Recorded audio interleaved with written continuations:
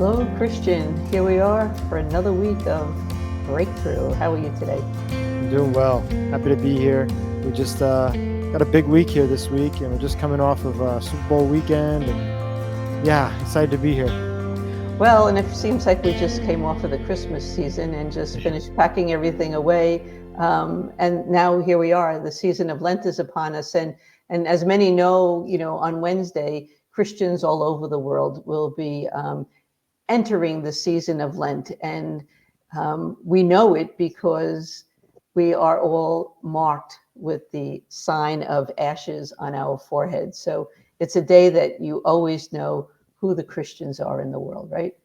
Yeah, I love Ash Wednesday. It's probably one of my favorite um, moments in the journey of being a Catholic and being a Christian because it's to me it personifies or example it gives the greatest example of what the faith is. It's this really tough, gritty journey where you usually get some dirt on your face and it's not clean, it's not easy, but we have this hope of knowing that from dust we began, from dust we shall return, and I always love this day because it's just like, yeah, this isn't easy. And if we're doing it right, this is going to be difficult and you should get a little dirt on your face. And, so I feel like it's just such a wonderful moment in our Yeah, journey. yeah, yeah. And life can be messy. We know that, but out of the chaos, life comes from the chaos. And when you speak about the journey, and those ashes that are a reminder, of our beginning formation, as dust, but that dust is really a journey of billions of years from the stardust, and then this is how science has helped to expand our own faith tradition and belief, because now that we know from that first flaring forth when love can no longer contain love's self, you know, outspewed that dust, so that cosmic ash, brings forth the miracle of human existence.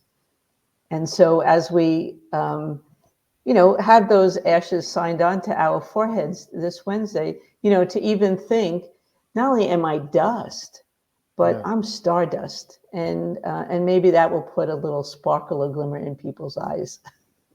Sister Joan bringing it today. That was good. Well, That was awesome. yeah, well, it's and I think that whole symbolic gesture in the ritual of receiving the ashes, hopefully as we begin the season, will bring us to a greater appreciation of our interconnectedness with all that exists, and continually move us day in and day out through the season and beyond, you know, to be our best possible selves.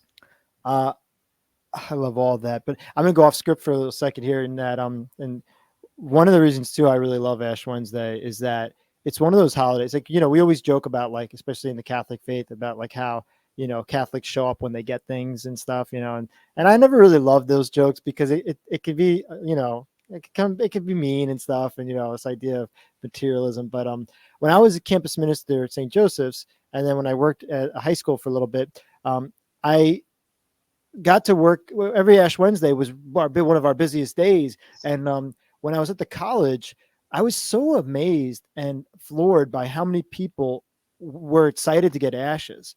And people that never came to mass, people that I didn't even know should have been on my radar. Um, and it was like a lot of people. And at first I remember talking to someone about this and then they being like, doesn't that upset you that they don't come to mass or you don't have this thing? I was like, no, because it didn't upset me as much as I maybe would have thought of when I was younger. Mhm. Um, because the hope and excitement in people's eyes when they got ashes, and being the person, because of the way our small community was, who was like in charge of that per Right. se, um, I was really inspired and excited. And so I always think of that. You just everybody, it's like almost like another way of looking at New Year in a sense. So many people look at this and say, all right, I might not be the greatest at this. I might not be doing my best thing here. But like you said, today I'm dust. I'm going to give it a shot. I'm going to do this. And this matters to me. I was always really excited by that. And I hope any other, leaders of any communities that are doing Ash Wednesday services and whatnot, think of it in that way. Because the other part of it too is like that interaction you have with someone with your ashes, whether you're going to the store or whatnot, you have the opportunity to be a joyful interaction. That's right. That's right. Yeah, and whether they're all coming out when they're going to receive something like ashes or palms later on in the season, you know, they're coming. Right. And that is good in and of itself, and it's then gives us the opportunity of an encounter. Not one that judges, but one of welcome. Mhm. And again, we talk about creating clean hearts in us. How am I expanding my heart, to be of greater welcome? And then what if instead, like as you say, like, well, I'm dust, um, but dust is something. It's Mm, something that has to be tended to, right? sure. So not to think of it as being a nothing, but admit to being someone who, by our very being, we're united with all creativity and goodness and greatness that ever existed. Because as we continue to unfold and evolve, um, it's all a part of us. So I have that history, Yeah. as a Sisters of Saint Joseph, as part of the family of Joseph. you know those first six women, Jean-Pierre Médaille, the Jesuit who was with them, you know all of that becomes part of my DNA, Mm, that reminds me of my goodness and the good that I am called to do, that we are called to do, right? hmm. Oh, it's beautiful. And another part too, it's just a little fun thing here is, it happens to fall on Valentine's Day this year. And what did you call it before? Lent Oh, time. there you go. There Lent you Lent is in the Valentine, and right. go. So there's the heart and there's the love, right? Yeah, it's so that's exciting. I again, it's nice when things like this overlap and you kind of have, because you know what, the other part of it too is that um, it creates more buzz and more conversation for people to remember and think about. I heard someone say, oh, does that mean we can't have chocolate on, Valentine's Day? How do we do this? And like, I don't know how one's practice is going to go for that, for you or whatnot, but the conversation is happening, and then that conversation inspires us to remember, oh, what do I do with this? So I want to throw out a quote that I saw from the Pope, and then just that experience of like, how do we look at what do we give up from a breakthrough perspective?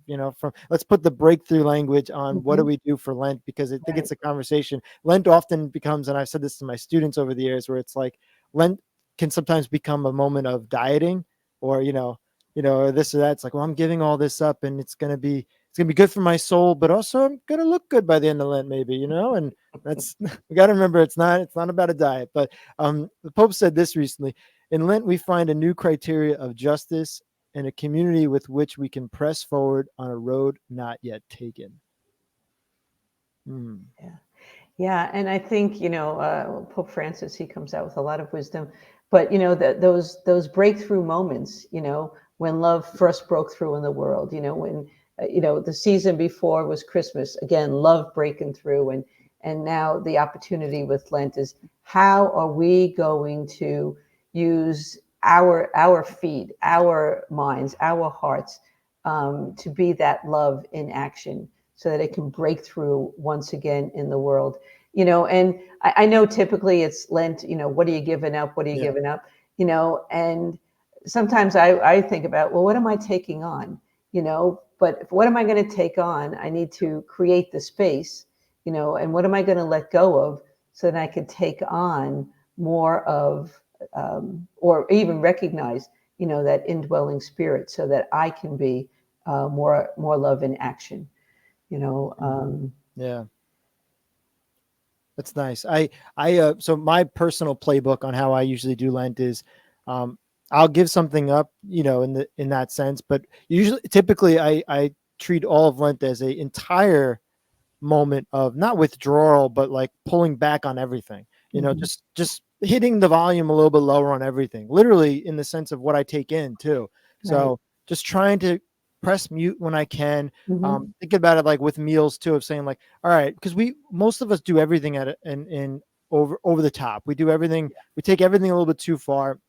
And so now's the time, yeah, you give things up, but also even when you're not giving something up, say, all right, do I really need to eat that big of a meal? Do I really need to go to the movies that many times? All these things, like find those little areas, say, I'm gonna do a little less, but then where do I add more in? And so I wanted to tell a quick story, something I did this weekend that was really exciting, that I think was a nice little reminder of something you could do. There's been a lot of hate speech going on throughout the world, throughout the country, especially our country. It's just been it's been so stressful. But there's been recently, different graffiti taggings, especially on Long Island, of different hate speech. Right here, Brentwood and Central Islip are our neighbors. And so Legislator Ramos put together a call for a peace walk this past Saturday in Central Islip, right down Carlton, to end at a spot where a recent hate speech was written. And so I showed up with them and got the invitation and was there. And it was a really simple day. Probably, the walk itself was maybe 20 minutes. It wasn't meant to be anything crazy, but it was really lovely because he did a really good job in organizing the group. There was a lot of young people, but there was so much support from the police, and you could tell that the effort to bond this civil service and the people and this feeling of like, none of us are winning with this language out there. Yeah. And so it was great. I made new friends. I went there. I walked, with them in that journey. We prayed together. We went to the spot. We offered a moment of silence. There were some families there. And it only took, a few hours, an hour or two of my day do that and to experience that. So maybe that's a thing to think about in this Lenten journey is what are some of the things that are going on in your neighborhood? And maybe you go, I don't know if I'm a little nervous. Maybe I've never done anything like that before, but take that step and say, all right, I want to stand for something a little bit more. Right. I was really quite touched and I loved that experience of being there with my neighbors on behalf of the sisters, being in communion with everybody. It was really special. Yeah. And, as a member of the community, as a member of the neighborhood, you all coming together was a remembering, bringing yourselves together about who you are, and there's that whole sense of being interconnected, that it's not, the law enforcement here, the people speaking out for justice here. You join your voices as one. And yeah, some people can walk, and some people can't, but they can call. Right. Yeah. They can write, so how during this Lent, and I think for myself, I do more try to fast for the days and a variety of types of fasting, but with everything that's going on in the world and all the places of unrest, when I see those who are subjected to violence, those in all of the camps because their homes have been bombed or taken away, the hunger, I'm being more mindful when I eat, what I eat, and like you say, how much do I really need to eat? So if my fasting can bring me into greater solidarity with my neighbors around the planet, then I would hope that this season gives me again another opportunity to do that and to be one with them. And maybe my fasting and my prayer can help reshape, some of the dehumanizing ways that we treat one another. Yeah. That's a wonderful way to start. I'm excited. Well, as always, I'm inspired, but especially as we enter into this week, I feel equipped and ready to go. So, yeah. It was never always my favorite season, but I'm coming to appreciate it more. And I think it's just a wonderful opportunity, again, for myself with my community to grow into and be that love that brought it all forth in the first place. Yeah, perfectly said. It's not supposed to be your favorite season, it's not. It's a tough one, and it doesn't end. It ends well in the sense of Easter, but it's got to be pretty gritty and pretty harrowing before it gets to that point. So, Yeah. Yeah, so here's hoping that Lent for me, Lent for you, Lent for all of us, is an opportunity to reject violence, reconcile with those that we need to renew our trust and right relationship with each other, so that we can be refreshed, and enter the springtime, um, in a much better and brighter way. Until then, get your snow shovels ready. That's right.